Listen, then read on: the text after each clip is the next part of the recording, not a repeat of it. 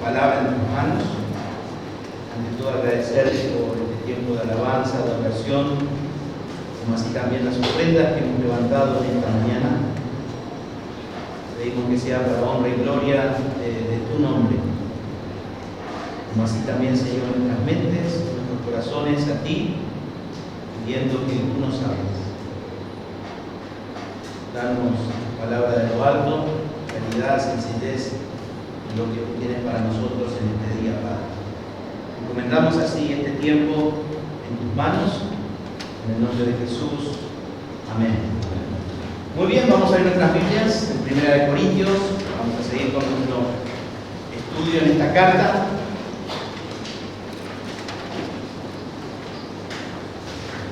Cuando estaba estudiando, analizando el pasaje, recordé una situación que me había pasado.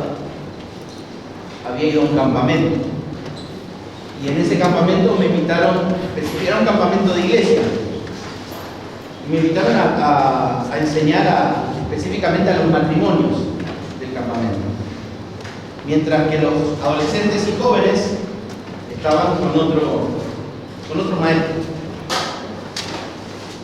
Y recuerdo que una vez terminé mucho más temprano y me quedé tomando tereré con uno de los matrimonios que estaba ahí.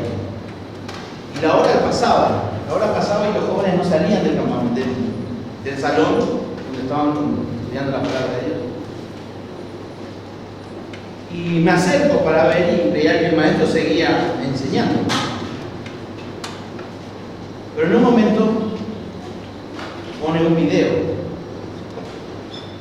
Ese famoso video, ¿se acuerdan del atleta que iba y se desgarra y viene su papá y lo lleva?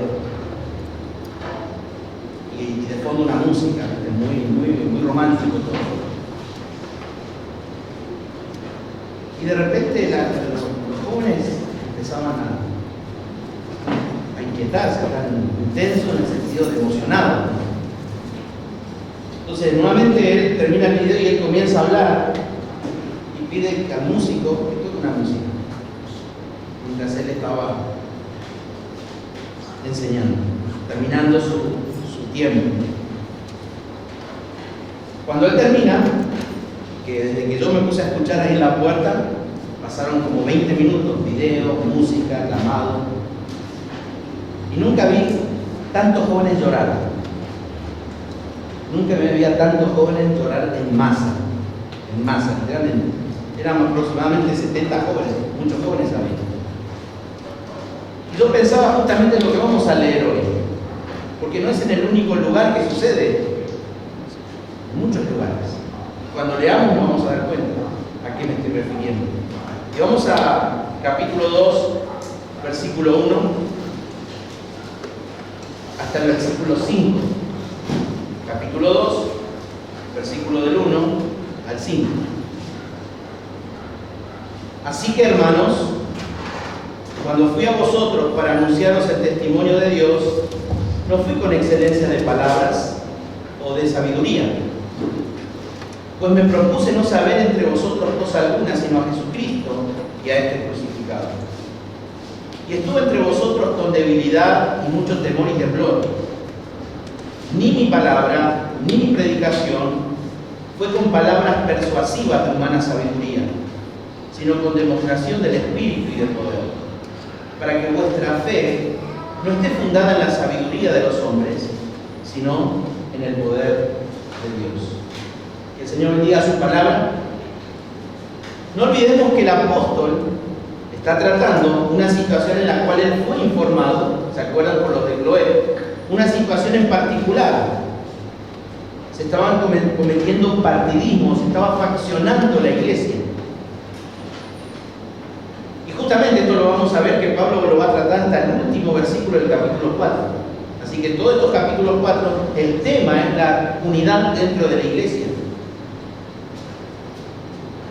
Y los argumentos justamente de los promotores de los grupos que se estaban levantando de la iglesia era que ellos podían apelar al nombre justamente de sus padres espirituales.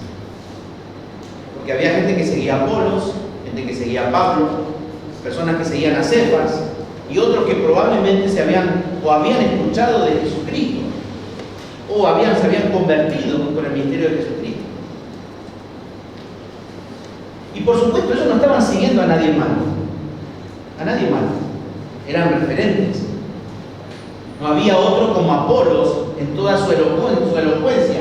Digamos, Apolos cayó como anillo al dedo en ese contexto cultural en la ciudad de Corinto. Acuérdense, ellos se fascinaban por la elocuencia, la retórica.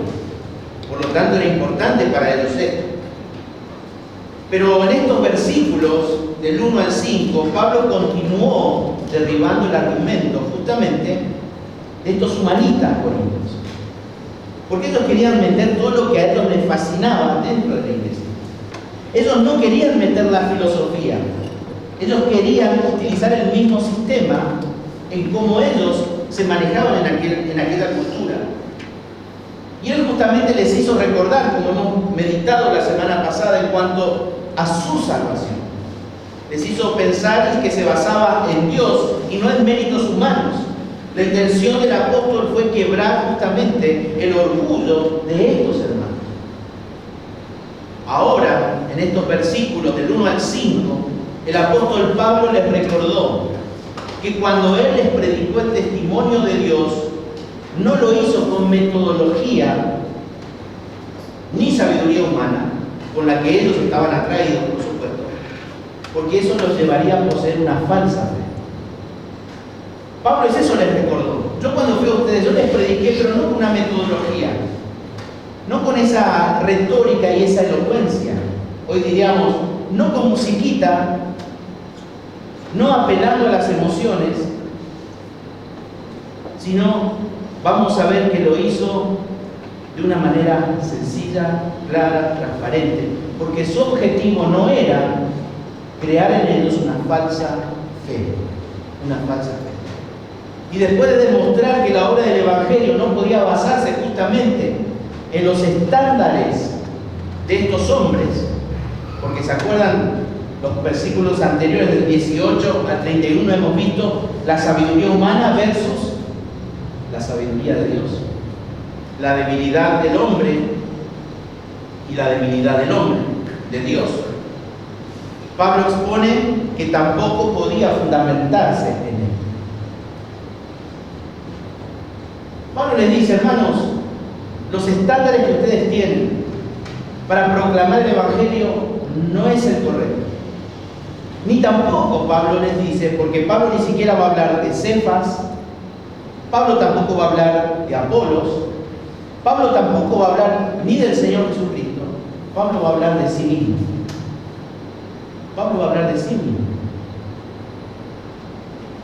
Y pese a todo lo que Dios le había permitido realizar en esa ciudad, él se va a poner como ejemplo. Y él les va a decir, ustedes llegaron a los pies de Cristo no porque yo soy Pablo, o por quién yo soy. Y Pablo va a explicar en este pasaje.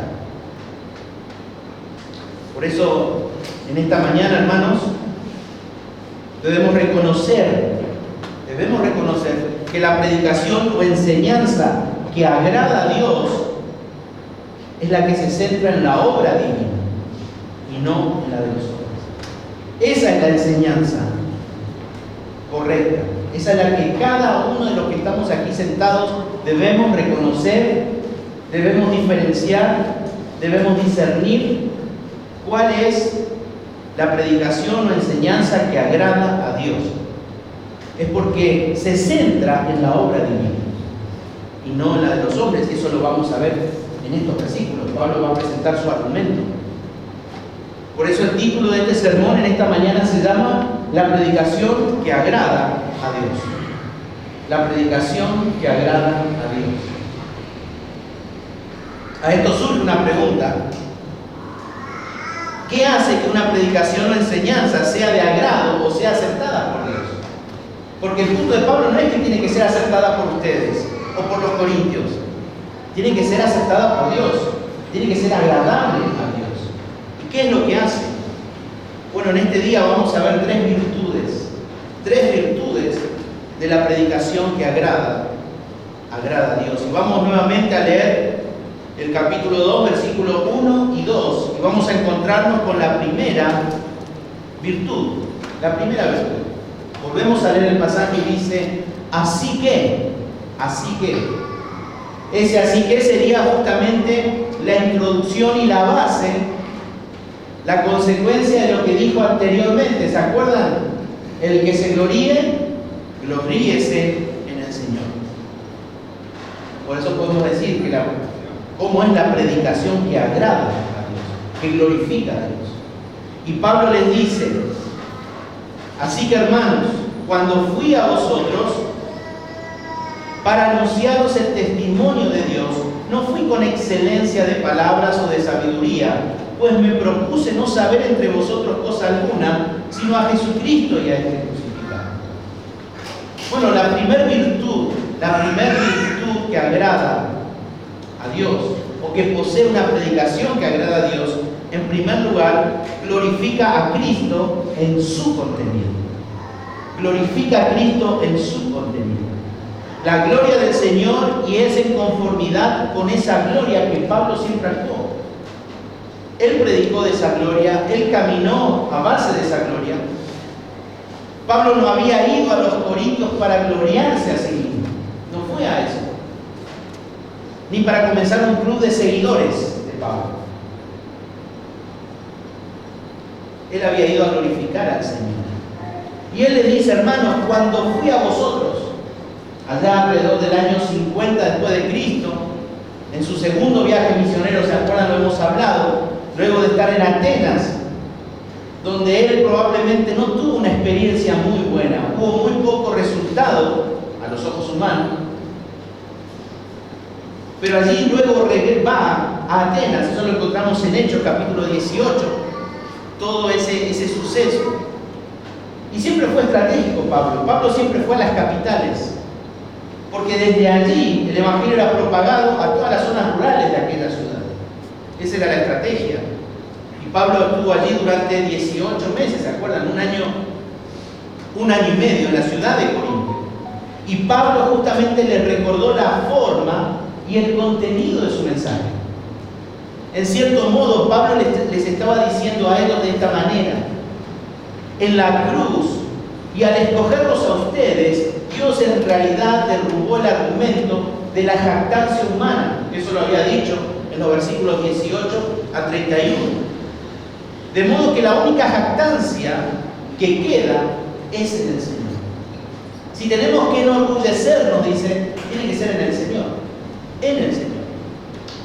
En cierto modo, Pablo también continúa diciéndoles: y yo de mi parte, cuando llegué a donde están ustedes, puse de manifiesto la misma realidad. Yo estaba totalmente despojado de la confianza en mí mismo para que pudiera manifestar la gloria y el poder de Dios. Con un objetivo: para que la fe de ustedes esté fundada en lo que los atrae, en lo que se jactan, en ustedes mismos, en ustedes mismos. Pablo había tenido un encuentro con los filósofos en Atenas, justamente, eso en Hechos capítulo 17, versículo 16 al 34, y no fue muy bien recibido ese mensaje. Muchos se burlaron de él, y esto probablemente lo desanimó un poco. Esto lo desanimó, y por eso vamos a entender las palabras que luego continúa Pablo en este pasaje. Y allí él llega a Corintios y se establece en la casa de Priscila y Aquila, personas que se habían convertido y fueron a vivir a esa ciudad.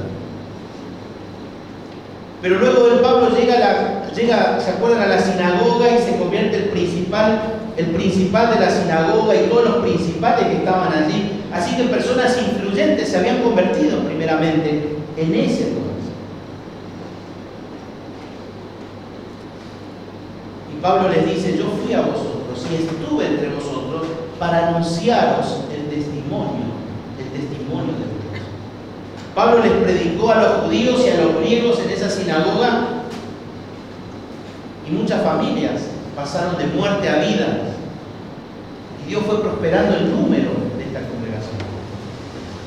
Y Pablo dice: yo fui a proclamarles, a hablarles, a dar a conocer, a sacar afuera del testimonio de Dios. Ese testimonio quiere decir la evidencia verbal de un testigo por la que algo se confirma como es verdad. Pablo viene a hablar del Evangelio como testigo de esa verdad. Y vamos a entender al final de este mensaje por qué se pone también como testigo.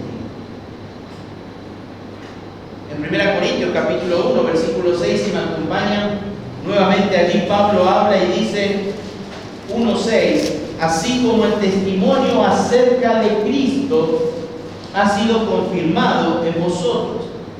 Sin lugar a dudas, Pablo, cuando se refiere al testimonio, está hablando en cuanto al Evangelio. El Evangelio es el testimonio que Dios ha revelado a través de ¿quién? De Jesucristo. Por eso lo dice allí en el versículo 6. Dios es el que origina este testimonio. El origen, la fuente de este testimonio es de Dios, le pertenece. Él es propietario de esta verdad, no Pablo. Dios es el propietario de esta verdad. Y Pablo enseña a los corintios acerca de Dios. Pablo estaba dando testimonio de Dios, de lo que había hecho Dios en Cristo, para llevar a cabo el plan de salvación. El plan de salvación. El apóstol Juan también hablaba un poco acerca de este testimonio. En 1 de Juan capítulo 5, versículo 11 dice, y este es el testimonio que Dios nos ha dado vida eterna, y esta vida está en su Hijo. Por lo tanto, este testimonio, Pablo dice, cuando yo llegué a ustedes, yo les presenté el Evangelio, la verdad de lo que Dios hizo en Cristo, para que ustedes puedan llegar a la vida eterna. Y Pablo se pone como testigo. Y Pablo aquí dice, yo no fui con excelencia de palabras o de sabiduría. Pablo declara abiertamente que no fue a Corinto con un mensaje entregado, en otras palabras, con elocuencia incomparable o un sobresaliente conocimiento. Pablo está diciendo, yo no fui a ustedes con palabras complicadas, con términos muy altos. Traté de ser lo más sencillo posible con ustedes. Pablo fue instruido en las mejores escuelas, dice Filipenses capítulo 3. Él, si quería destacarse, lo podía haber hecho. Pablo en el capítulo 17 estuvo debatiendo con atenienses, la cuna de la sabiduría. Pero Pablo dice, yo vine de la manera más sencilla. Él les llevó el Evangelio en términos sencillos para que todos pudiesen entenderlo.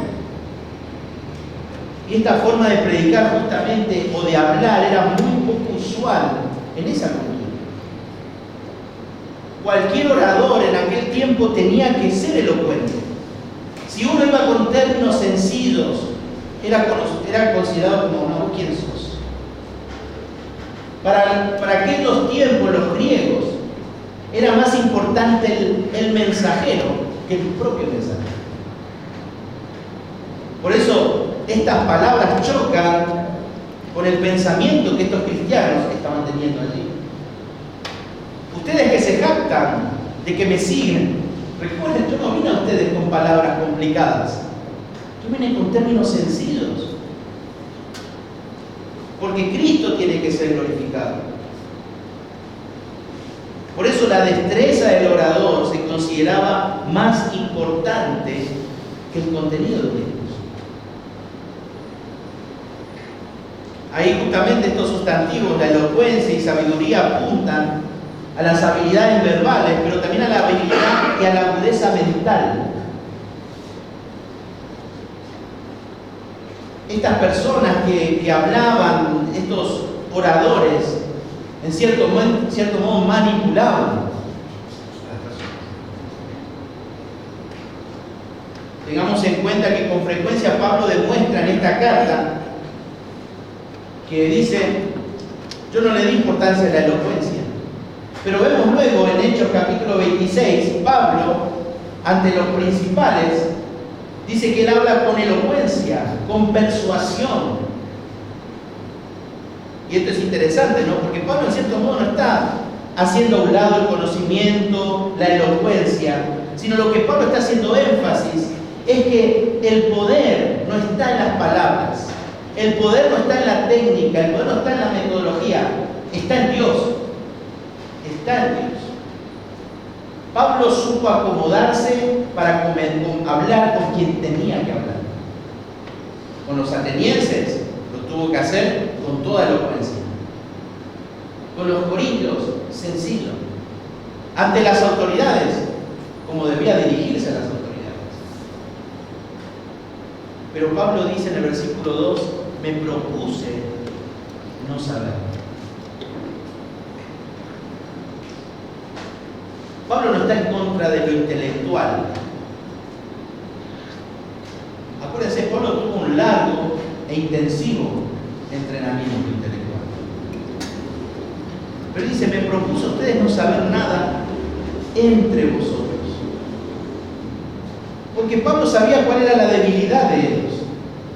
Sabía qué era lo que los atraía. Y si él hablaba con toda elocuencia, iba a fortalecer más la jactancia de estos hermanos. Por eso Pablo dice, yo no voy a hablarles así. No les voy a hablar así.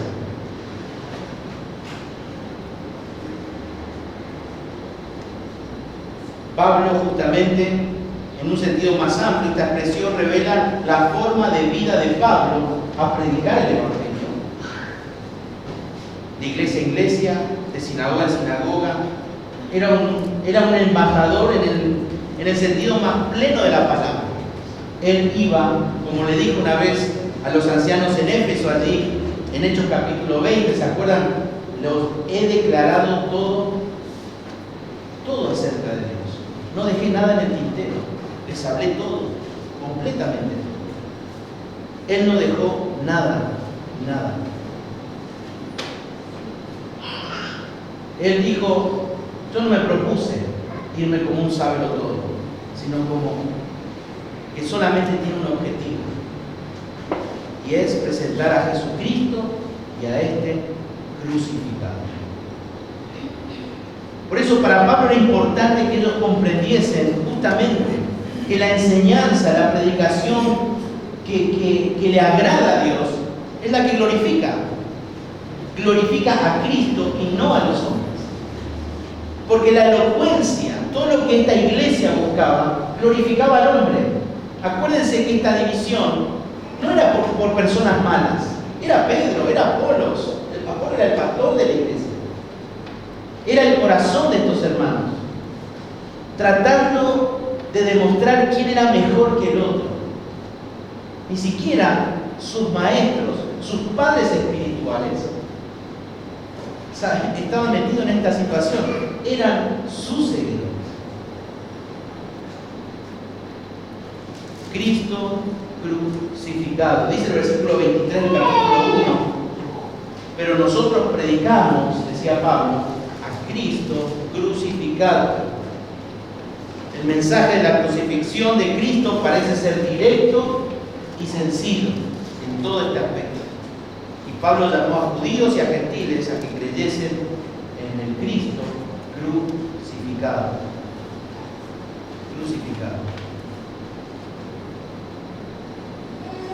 Y justamente fíjense en Hechos capítulo 18, que me acompañan. Ahí hay un testimonio de lo que estaba sucediendo con Pablo.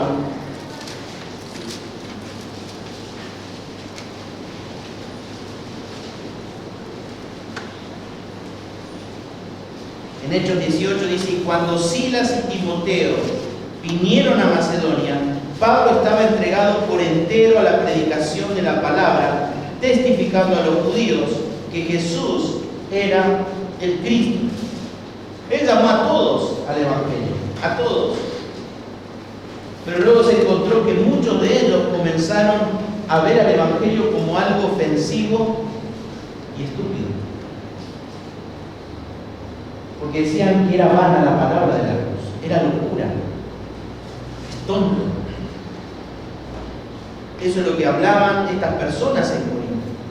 Y esto fuerza a Pablo justamente a ir más allá de los detalles históricos de la crucifixión para enseñar justamente a todos esos hermanos las implicaciones de la verdad de la muerte de Cristo. No solo enseñó que Cristo iba a morir, sino acerca de los beneficios eternos de la cruz de Cristo. Y eso implica el perdón de pecados, la vida eterna, la resurrección del cuerpo, todo lo que él va a tratar en la carta de los Corintios. Cuando se trata de presentar el Evangelio, sin embargo, es más importante el mensaje que el mensajero. Eso es lo más importante. El mensaje y no el mensajero. Lo que convence es la verdad del Evangelio. La validez de nuestro testimonio no depende de nuestro aspecto u oratoria. Los cristianos modernos también pueden dar mayor importancia al mensajero y no al mensaje. Y uno dice, pero ¿cómo puede ser eso? Y a mí no me gusta cómo predica eso. Me gusta más el otro. Y vamos haciendo lo mismo que estos corintios.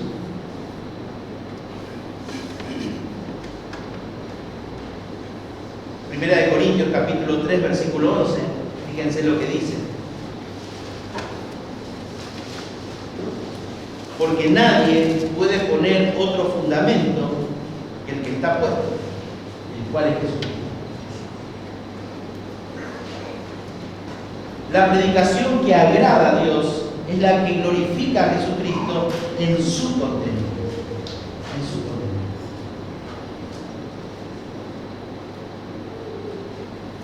Hoy la gente quiere escuchar temas. La gente quiere escuchar acerca de, es verdad, son verdades, son problemáticas que existen. La gente quiere escuchar acerca de pornografía, quiere escuchar acerca de depresión.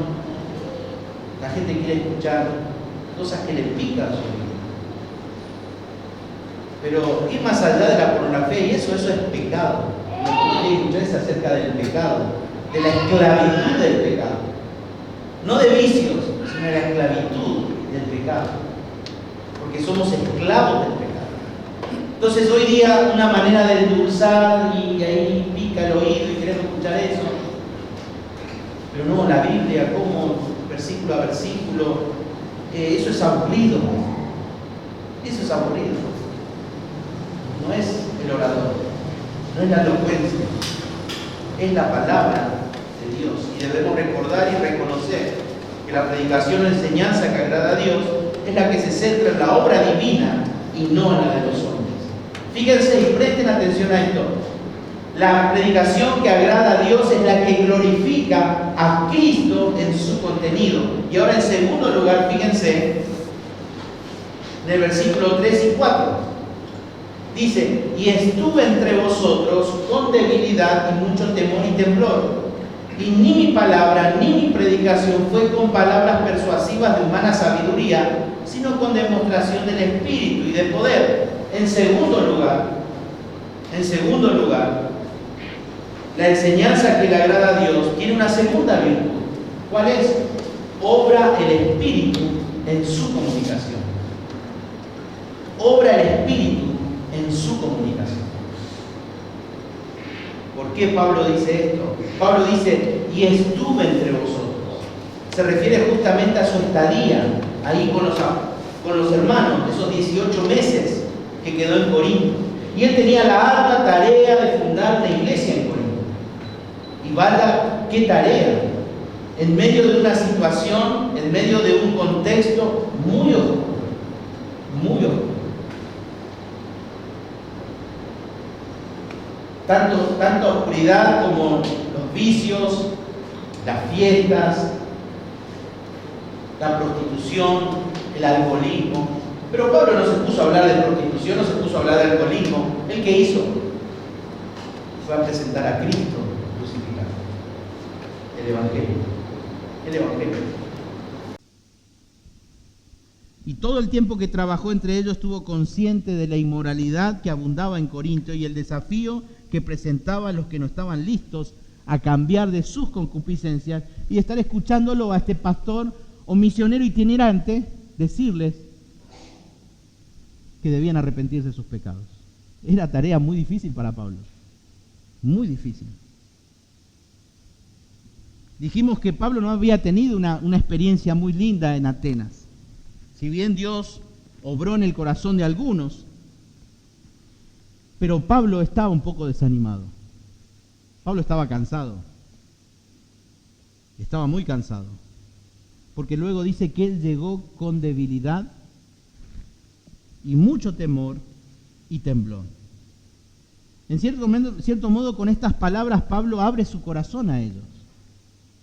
El apóstol Pablo le está diciendo: yo estuve con ustedes con mucha debilidad, con mucho temor y temblor. Aquel que estuvo con el Señor en el tercer cielo y fue instruido directamente con enseñanza divina, él está abriendo su corazón. Yo en medio de ustedes estuve con mucha debilidad. Mucha debilidad. Él había estado en Filipos. ¿Se acuerdan qué pasó en Filipos capítulo 16? Prisión. Fueron ultrajados. Sufrieron emocionalmente. Fueron la vergüenza en público. ¿Se acuerdan cuando estudiamos la carta a los tesalonicenses? Luego allí va a Tesalónica. Estando en Tesalónica pasó que un grupo se amotinó para linchar a Pablo y Pablo tuvo que huir. Y así llega a Atenas, capítulo 18. Luego de estar predicando y seguramente con un gran cansancio mental porque había que debatir con esas personas, Pablo llega a Corinto. Y a pesar de toda la oscuridad pagana e inmoral que había en esa ciudad, 18 meses intensos predicando y enseñando la palabra de Dios. Estuve entre vosotros con mucha debilidad. Con mucha debilidad. Pero en ningún momento él se desenfocó. ¿Qué es lo que a él lo mantuvo en esa enseñanza, en esa comunicación? Lo que Pablo quiere decir justamente en este pasaje.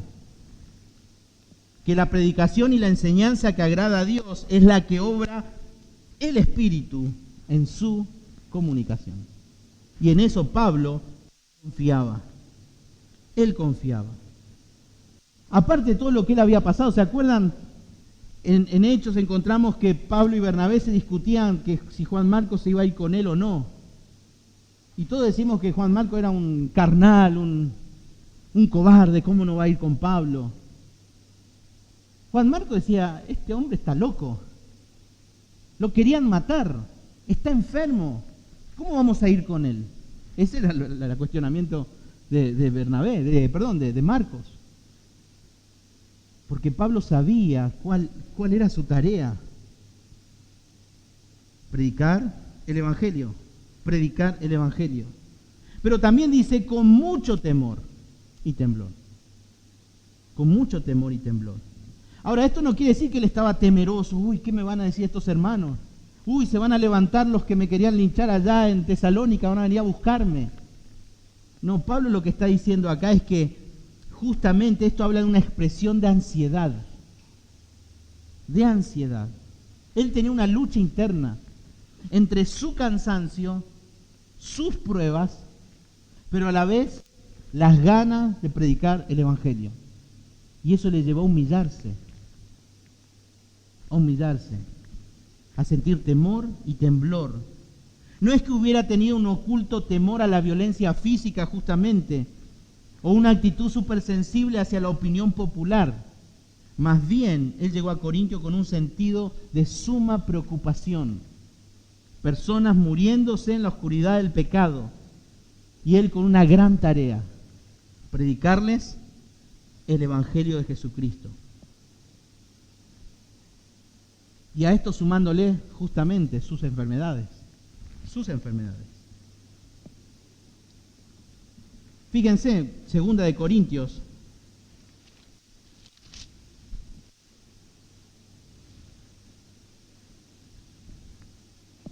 capítulo 12.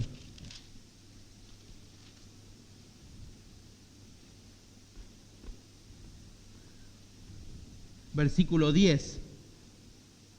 Pablo dice: por lo cual, por amor a Cristo me gozo en las debilidades, en afrentas, en necesidades, en persecuciones, en angustias.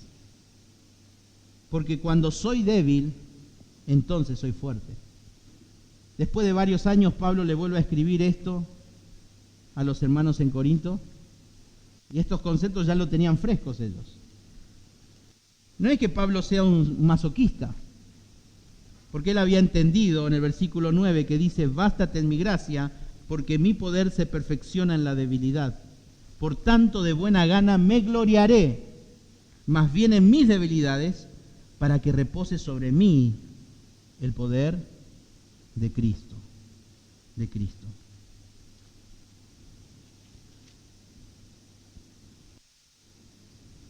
Pablo estaba preocupado por el bienestar de esta ciudad, por el bienestar de estos hermanos. Pablo pudo haber dicho: más sí, agárrense entre ustedes, arréglenselas, ven quién es el más fuerte, jueguen pulseada, no sé, jueguen tu caña a ver quién gana, y punto. Pablo les escribe y les exhorta y le dice: miren, hermano, no me sigan a mí, no me sigan a mí. Justamente estas frases tienen que ver, este temor y temblor, con una temblorosa ansiedad ante el cumplimiento de su deber. Él tenía temor del Señor y tenía mucho miedo. Miedo de fallarle a Él. No de fallarle a las personas, sino de fallarle a Él. Era muy común de Pablo justamente en Efesios capítulo 6, en Filipenses encontramos este temor y temblor que caracterizaban el ministerio de Pablo. Además, también pensamos que Pablo debió tener un temor y temblor innato porque era consciente de sus limitaciones. De sus limitaciones. Pero también tenía una tremenda labor de predicar el Evangelio y de fundar esa iglesia en Corinto. Por eso sabía que negándose a sí mismo, empezar a confiar en el poder de Dios y del Espíritu en su vida, iba a llevar a cabo esta tarea. Y esto queda claro cuando se analiza lo que justamente dice en el siguiente versículo. Fíjense, versículo 4. Y ni mi palabra, ni mi predicación fue con palabras persuasivas de humana sabiduría, sino con demostración del Espíritu y de poder. ¿Qué trata Pablo de comunicar acá con estas palabras? ¿Se acuerdan cuando habló con el rey Agripa? Dijimos justamente, él era capaz de presentar el Evangelio de una forma muy persuasiva,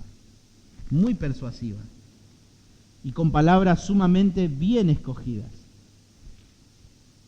Sin embargo, en este contexto se niega a expresar su mensaje en persuasivas palabras de sabiduría, con lo cual sugiere que su sabiduría no tiene un origen humano, sino que proviene ¿de quién? De Dios. De Dios.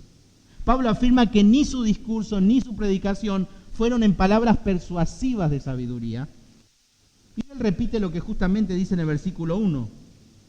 No fui con excelencia de palabras o de sabiduría.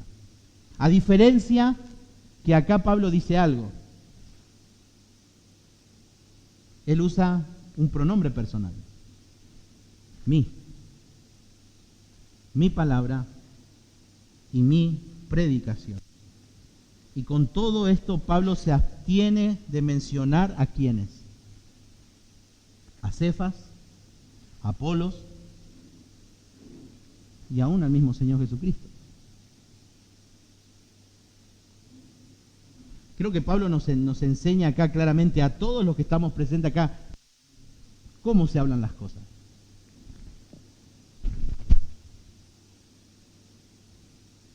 El término justamente palabra y el término predicación eran dos términos que no encajaban en aquel entonces.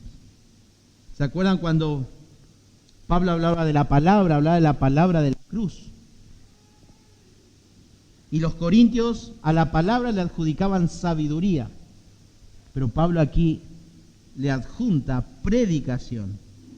Por lo tanto, acá él se está refiriendo al contenido y a la forma del discurso propiamente dicho por Pablo.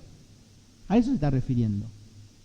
Que la forma, el contenido y la forma en cómo yo llegué a ustedes no estaba en mi persona, en mi capacidad o en mis conocimientos, está en dependencia del Espíritu. Esa es la forma que yo llegué a ustedes. Pero no por eso pereció o careció de persuasión palabra. Ellos se magnificaban en todas las cosas. Por eso en el capítulo 12 Pablo va a tratar el tema de los dones. Porque ellos se jactaban de eso. Acá tenemos todos los dones. Yo soy maestro. Yo soy, no sé, que hay cada uno con sus dones. Por eso Pablo va a tratar el tema de los dones. Porque ellos se jactaban en eso. Porque ese era el sistema, eso es lo que el mundo les dice. En lo que vos sabés hacer, en eso sos lo mejor. Nadie te puede detener, hacelo. Bueno, eso ellos querían traerlo a la iglesia. Pero Pablo no se gloriaba en sus debilidades para bien de ellos, ni simplemente para diferenciarse de los sofistas, de los sabios de aquel entonces.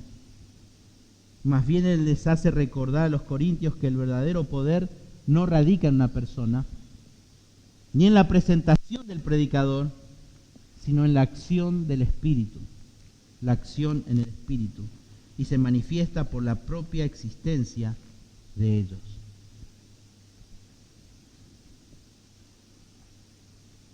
Las palabras de Pablo y la condición física no era algo que hacía que la gente se convirtiera a la fe en Cristo, sino el atractivo del mensaje, del Evangelio y el poder del Espíritu.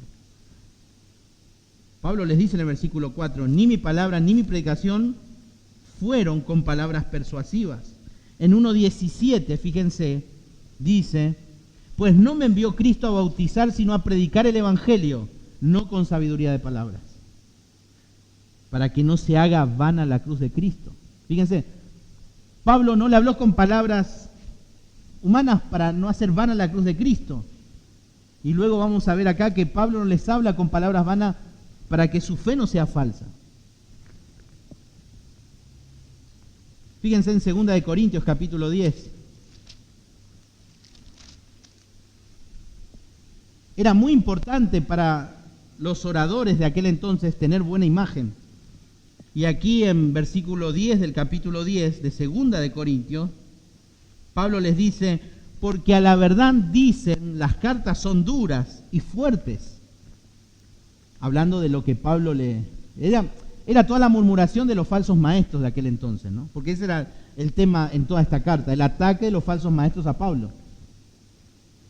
Dice, porque a la verdad dicen, las cartas son muy duras, son fuertes, más la presencia corporal débil y la palabra menospreciable. Ese era el concepto que tenían de Pablo. Pablo ¿qué hacía cuando quería apoyar la obra misionera? Dice que él hacía tiendas. Hacer tiendas en aquellos tiempos era el trabajo más denigrante para un romano, para un griego, hacer eso. Y Pablo hacía eso. Se cree que también Pablo era de baja estatura. Por eso todos los Pablos somos, parece, chiquitos. Pablo tenía un problema de vista, lean en Gálatas. Tenía un serio problema de vista. Estaba enfermo. Él había padecido azotes, 40-1, naufragios, ataques emocionales. Tanto. Pero Pablo no se gloriaba en eso. Y debemos reconocer siempre la debilidad de la carne. Siempre tenemos que reconocer eso. Y al mismo tiempo el tremendo poder del Evangelio y del Espíritu. Porque cuando esas dos cosas se complementan, el Evangelio estalla. El Evangelio hace su obra. Porque el carácter y la provisión de Dios son magnificados por medio de la debilidad humana. ¿Se acuerdan cómo leímos en 2 Corintios capítulo 12, versículo 9 al 10? Bástate en mi gracia. Dice que había como un aguijón en su carne, dice que, y eso no era una enfermedad, eran las personas. Ese era el aguijón en su carne. Las personas que le hablaban, le criticaban, estaban con todo. Y él estaba ahí luchando con eso. Y el Señor le dice, pará, Pablo. Esta no es tu lucha. Bástate en mi gracia. ¿Por qué dice? Porque mi poder se fortalece ¿en qué? en tu debilidad. En tu debilidad. El ministerio de Pablo fue bendecido en Corintio porque él supo descansar en la obra del Espíritu Santo. La obra del Espíritu. Ahí surge justamente una pregunta. ¿Cómo fue posible que este grupo de personas que idolatran lo que el hombre busca y se jactan lo que el hombre busca, a un hombre pequeño, enfermo, con palabras sencillas, qué fue lo que hizo para que esta iglesia sea llamada, como leímos en el versículo 1, iglesia de Dios? ¿Qué fue? ¿Pablo? ¿Su experiencia? ¿Su nombre, su título de apóstol? No. Dice que él llegó ahí en el versículo 4, sino con demostración del Espíritu y de poder. El Espíritu de Dios lo hizo. El Espíritu de Dios lo hizo. El Espíritu abrió los corazones que estaban cerrados y que eran hostiles a la verdad. Y esto no es algo que lo digo yo. Pablo a las mismas personas, en su segunda carta, en el capítulo 4, versículo 4 dice, en los cuales el Dios de este siglo cegó el entendimiento de los incrédulos, para que no le resplandezca la luz del Evangelio de la gloria de Cristo. La gloria de Cristo, el cual es la imagen de Dios. Por eso no se necesita de técnicas o estrategias, no se necesita. Se necesita descansar en el poder del Espíritu. ¿Por qué? Porque la oscuridad, la ceguera espiritual es una cuestión espiritual, no humana, no humana. Con los chicos ayer a la tarde leíamos Lucas capítulo 24, versículo 44 al 45, cuando el Señor se encuentra con sus discípulos y les dice, estas son las palabras que os hablé, estando aún con vosotros, que era necesario que se cumpliese todo lo que está escrito de mí en la ley de Moisés, en los profetas y en los salmos. Y versículo 45, entonces les abrió el entendimiento para que comprendiesen las Escrituras. ¿Por qué les tuvo que abrir el Señor el entendimiento? Porque aún no había llegado el Espíritu Santo. Aún no había llegado. El Señor quería consolarlos a ellos, pero no podía, entonces necesitaba obra sobrenatural. Entonces les abrió el entendimiento. Luego baja el Espíritu Santo y luego, ¿qué dice? Y ahí pudieron entender todo lo que el Señor les había enseñado. Porque es una obra del Espíritu. Hechos capítulo 16, versículo 14, cuando Pablo llega a Filipos, él allí recorre la ciudad y encuentran a un grupo de mujeres a la orilla allí orando. Y dice el versículo 14, entonces una mujer llamada Lidia, vendedora de púrpura de la ciudad de Tiatira, que adoraba a Dios, estaba oyendo. Y el Señor abrió el corazón de ella para que estuviese atenta a lo que Pablo decía. El Señor tuvo que abrir su corazón para que ella pudiese estar atenta. La NBI traduce para que ella pueda recibir. La versión de las Américas dice para que ella pueda responder. Solo el poder del Espíritu Santo hizo que estos sabios griegos vieran la necedad de su antigua sabiduría. Era el Espíritu. Y es en eso lo que nosotros tenemos que hacer en todo momento.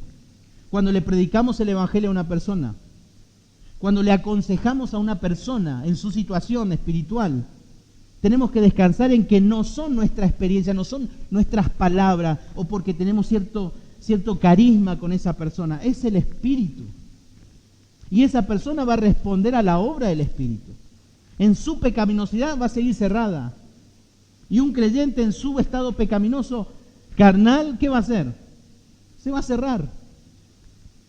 Porque es una obra del Espíritu. Y justamente cuando habla de la demostración, habla de una prueba contundente. En cierto modo, Pablo le está diciendo a estos hermanos, ¿se acuerdan? Ustedes son la iglesia de Dios. Ustedes son la misma prueba de la obra del Espíritu. Ustedes, ellos mismos son la prueba. Ellos mismos. Justamente allí la palabra prueba, y en cierto modo cuando dice con demostración del Espíritu y de poder. Ahí está hablando del poder de Dios para salvar al hombre y dar una nueva dirección a su vida. En cierto modo, ¿cuál es la demostración? ¿Cuál es la demostración? Vidas convertidas, vidas transformadas, vidas que pasan de muerte a vida. Esa es la demostración del Espíritu. Y eso es lo que estaba pasando en esta iglesia. Eran del Señor, eran del Señor. Debemos reconocer que la predicación o enseñanza que agrada a Dios es la que se centra en la obra divina y no en la de los hombres. Y el último versículo,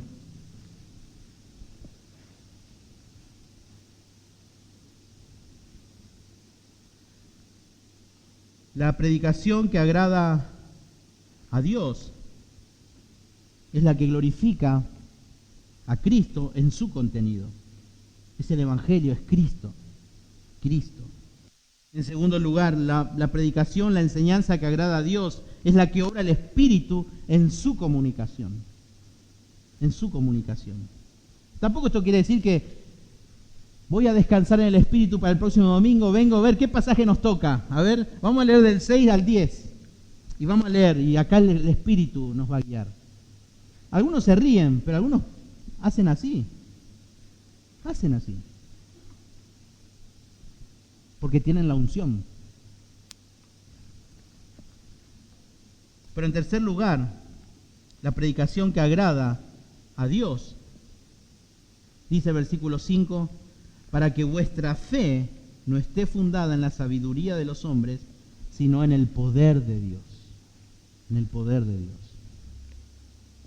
En tercer lugar, la predicación que agrada a Dios busca el poder de Dios para conversión. Para conversión. No sé si ustedes se dieron cuenta.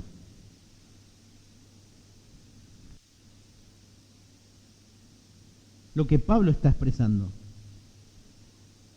Que cuando un hombre en debilidad, que reconoce sus limitaciones y lo hace en santidad, se para en este lugar, o sentado en un banco en una plaza, al lado de una persona que no conoce a Cristo, o una persona cuando va a visitar a un hermano y darle una consejería, es el Hijo, el Espíritu y el Padre obrando. Porque Pablo lo está diciendo. Yo me propuse presentarle a Cristo, dependiendo del poder de ¿quién? Del Espíritu. ¿Para qué? Para que el poder de Dios se vea. Es la Trinidad obrando en la predicación. En la predicación y la enseñanza. El propósito de la predicación de Pablo era establecer a los conversos en la fe, fundamentarlos en el poder divino. Una experiencia basada solamente en discursos elocuentes o sabios argumentos puede ser eliminada por un mensaje semejante de otra persona. Y cuando predicó el Evangelio a los Corintios, su predicación produjo en ellos fe. ¿Pero por qué? ¿Por qué dice Pablo esto? Para que vuestra fe esté fundada en la sabiduría de los hombres. Porque Romanos 10:17, ¿qué dice? Así que la fe viene por el oír, y el oír la palabra de Dios. Romanos 1:16 dice que el Evangelio es poder de Dios para salvación. Y porque el Evangelio, la justicia de Dios se revela por fe y para la fe. Para la fe. Por lo tanto, el Evangelio es el generador de fe en el muerto. Es el Evangelio. Es el Evangelio. Pablo les informa que esta fe no se origina ni se fundamenta en la sabiduría humana. No es convencerlos. No es traer, no sé, como siempre doy este ejemplo de un ciego y traer todas las luces posibles para que vea. Porque nunca va a ver. Es espiritual del problema. Si la fe tuviera un origen humano, esa fe fracasaría. Desaparecería por completo en cualquier momento de la vida. Y usted dice, pero ¿cómo vas a decir eso? ¿Te acordás, Carlito, cuál era tu historia que te gustaba cuando eras niño? La palabra del sembrador. Ahí tienen el ejemplo. Cuando una fe es falsa. Porque es la fe que se origina en la persona, no en el Evangelio. No en el Evangelio. La fe descansa más bien sobre el poder de Dios, el cual protege al creyente y lo fortalece para que pueda preservar. ¿Y quién lo dice? El apóstol Pedro. Fíjense, Primera de Pedro, capítulo 1, versículo 5.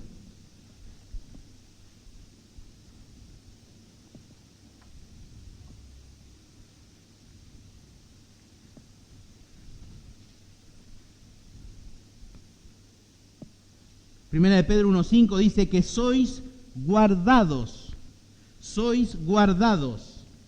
por el poder de Dios mediante la fe, para alcanzar la salvación que está preparada para ser manifestada en el tiempo postrero.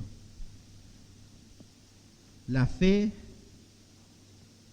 el poder de Dios mediante la fe para alcanzar la salvación que está preparada para ser manifestada en el tiempo postrero. Dios produce esta fe. Es la fe que produjo el corazón de los corintios mediante la predicación del Evangelio de Cristo. No solo se les concedió el don de la fe, sino que ha provocado su conversión, esa fe. Porque sin fe nadie puede agradar al Señor. Por eso es necesaria la fe. Es necesario que depositemos esa fe en la persona y obra de Cristo como nuestro Salvador y Señor. Los corintios deberían saber que la fe no descansa en la sabiduría humana, sino en el poder de Dios. Hermanos, escuchen esto. Si la fe de los corintios se basara en la sabiduría humana, como estaba pasando, habría sido lógico que algunos fueran discípulos de Pablo, otros de Apolos, otros de Pedro y otros de otros. Porque no está fundamentada en Cristo. Pablo tuvo un propósito concreto al analizar justamente cómo debía llevar el mensaje a los corintios. Y era dar a la iglesia el fundamento verdadero. ¿Y cuál era el fundamento verdadero? Lo que habíamos leído anteriormente en el capítulo 3, versículo 11. Cristo, Jesucristo está puesto como el principal fundamento. Y allí en el versículo 5 él concluye, para que vuestra fe no esté fundada en la sabiduría de los hombres, sino en el poder de Dios. Pablo concluye, todo este argumento desde el versículo 18 hasta este versículo 5, lo siguiente. La meta de toda actividad divina, tanto en la palabra de la cruz, como en el hecho de elegirnos a ellos, y ahora en la predicación de Pablo que los unió a la cruz, ha sido desarmar justamente a los sabios y poderosos para que los que creen confíen sola y completamente en Dios. Que solamente en eso confían. Por favor, no confíen más en personas, confíen en el Evangelio. Si ustedes me están siguiendo a mí, por favor no me sigan más, Pablo está diciendo. Pablo quería que ellos confiaran en Dios y no en el mensajero que Dios enviaba. Eso es lo que quería Dios. Y si él hubiera dependido de la sabiduría humana, él hubiese presentado el plan de salvación con una filosofía, una estructura, una estrategia, un paso 1, paso 2, paso 3, paso 4, bien estructurado, porque eso es lo que ellos querían. Pero Pablo le dice, la presentación es Cristo, presentar a Cristo.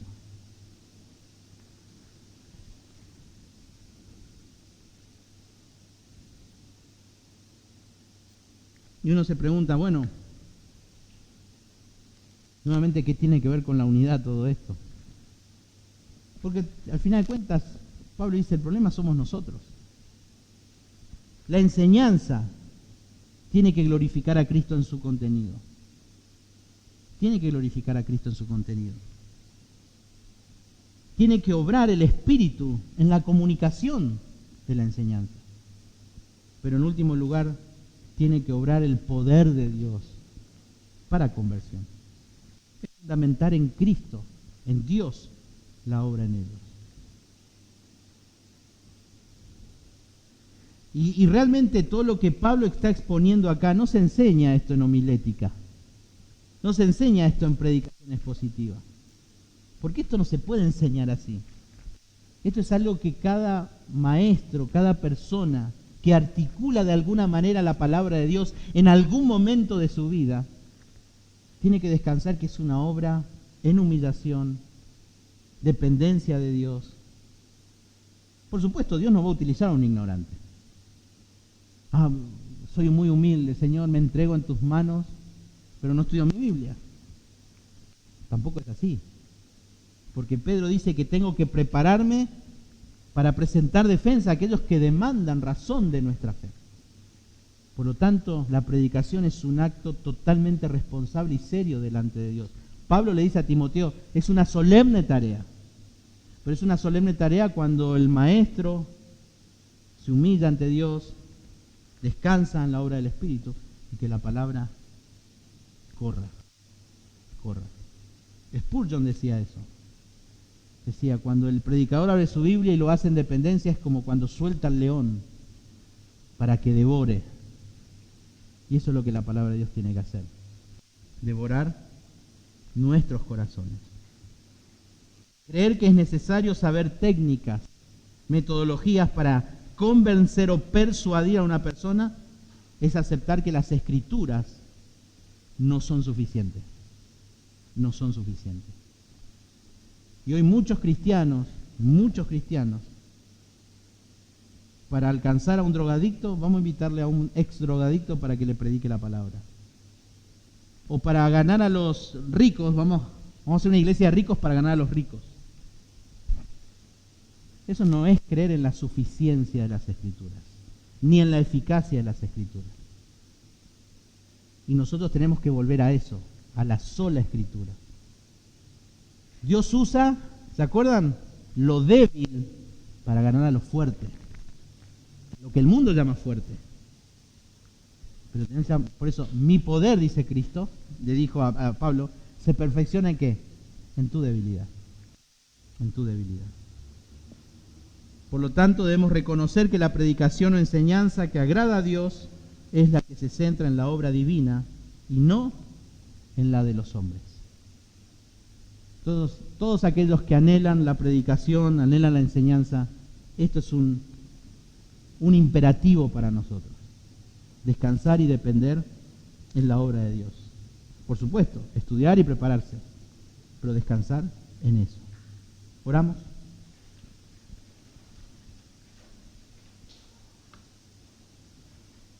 Padre, te damos gracias en esta mañana por tu palabra.